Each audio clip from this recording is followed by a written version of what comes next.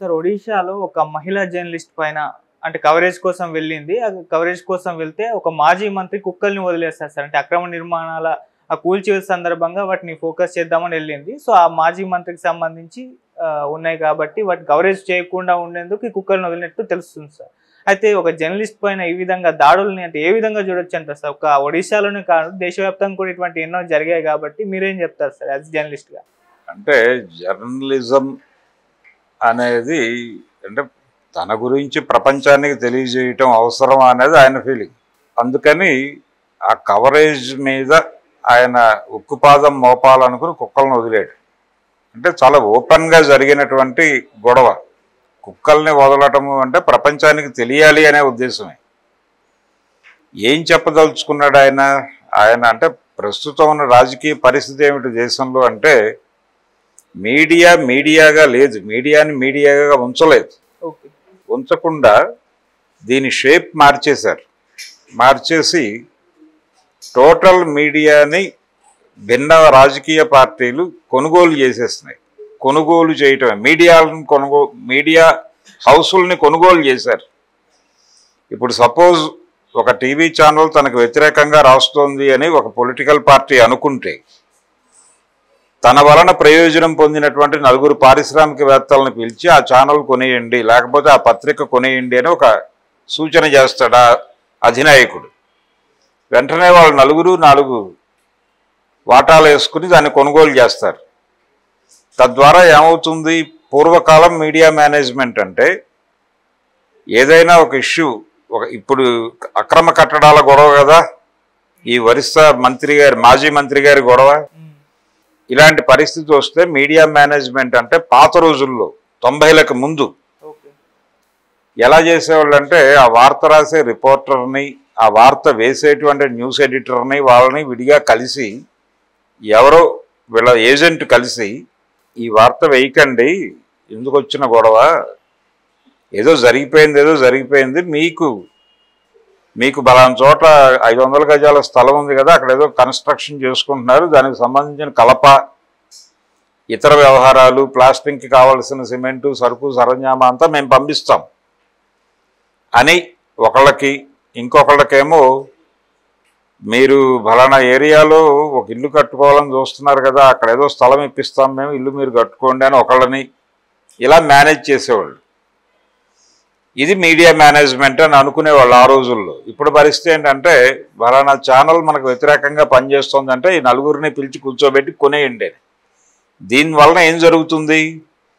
అప్పట్లో ఆ రిపోర్టరు వీళ్ళ వలన లబ్ధి పొందినటువంటి ఆ రిపోర్టరు, ఆ న్యూస్ ఎడిటరు, ఆ బ్యూరో చీఫ్ వీళ్ళకి అనుకూలంగా బిహేవ్ చేసేవాడు.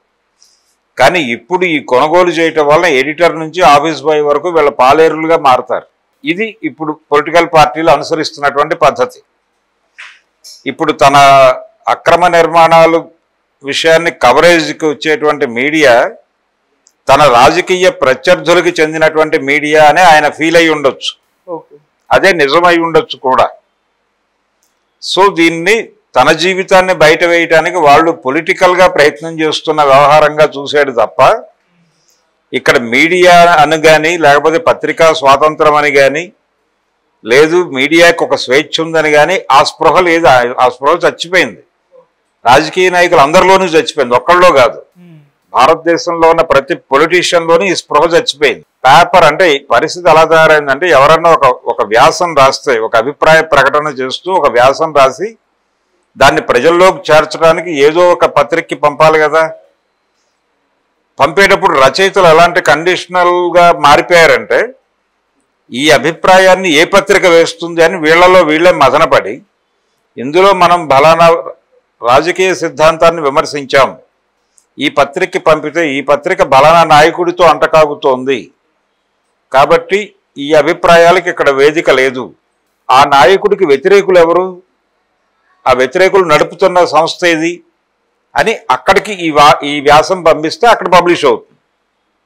పైగా వాళ్ళకి ఫోన్ చేసి చెప్తున్నారు వీళ్ళు, ఇందులో బలానా పాలసీ మీద క్రిటిసిజం ఉందండి, ఇది బలానా రాజకీయ నాయకుడి నిర్ణయాల మీద కూడా విమర్శగా సాగుతుంది, దీన్ని మీ పత్రికలో వేసుకోండి అని చెప్తారు. వాళ్ళు వేసుకుంటారు. ఈ కండిషన్లోకి మీడియా వెళ్ళిపోయింది. ఈ వెళ్ళిపోయిన సందర్భంలో పత్రికలని ఫోర్త్ ఎస్టేట్ గానో లేకపోతే దానికి ఒక స్వతంత్రత ఉన్నటువంటి వ్యవస్థగానో ఎవడు చూడట్లా. మీది ఏ పేపరు, ఏ ఛానలు, ఏ పార్టీకి మీరు ఎవరికి సపోర్ట్ చేస్తున్నారు అని అడిగేస్తున్నారు నేరుగా ప్రజలే.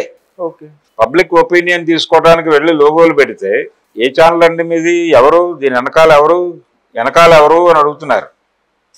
వెనకాల ఎవరు అంటే ఎవరు మోస్తున్నారు మిమ్మల్ని, మీ బరువు ఎవరు మోస్తున్నారు, మీరెవరి బరువుని మా మీద వేయటానికి వచ్చారు అని అడగటమే.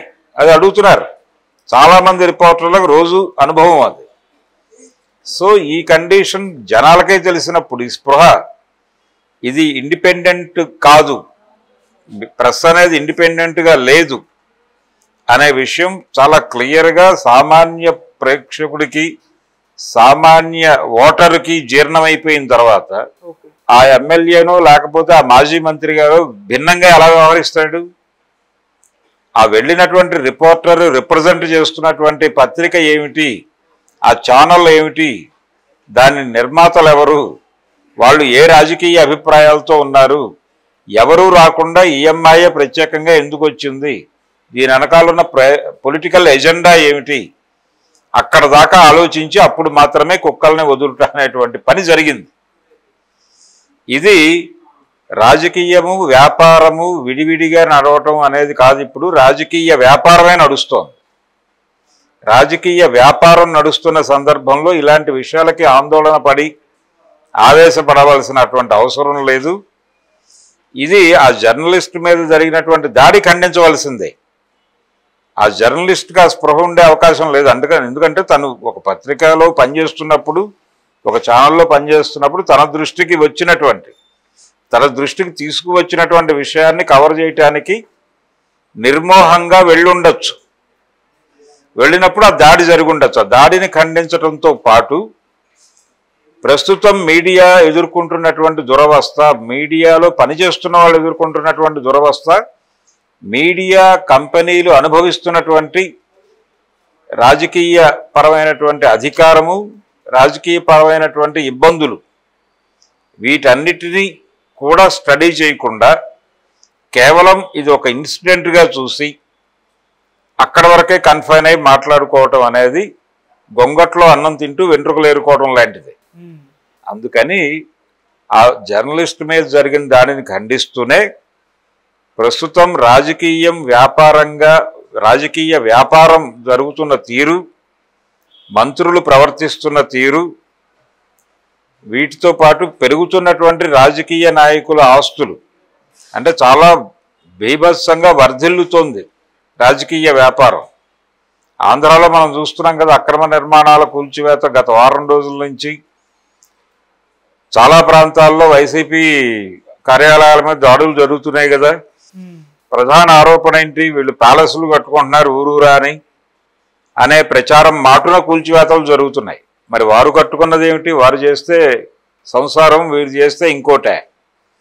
తెలుగుదేశం పార్టీకి కూడా ఊరూరా స్థలాలు కేటాయించి కార్యాలయాలు కట్టారుగా. ఎన్టీఆర్ ట్రస్ట్ ఇక్కడ కట్టినట్టు బెజవాడలో కూడా చాలా బీభత్సమైన స్థలం మీరు తాడేపల్లి దగ్గరలో తీసుకుని కదా మీరు నిర్మాణాలు జరిపింది అక్కడ. సో ఎదుటివాడు చేసేది మాత్రమే వ్యభిచారం, మేం చేసేది మాత్రమే సంసారం అన్న ధోరణిలో నడుస్తోంది వ్యవస్థ. దీని గురించి కూడా ఎరుక కలిగి మాట్లాడగలిగినప్పుడు మాత్రమే ఆ కుక్కల పాలపడినటువంటి జర్నలిస్టుని, ఆ అమ్మాయి మీద జరిగినటువంటి దాడిని ఖండించటం జరగాలి. ఈ సమగ్రంగా చూడాలి విషయాన్ని.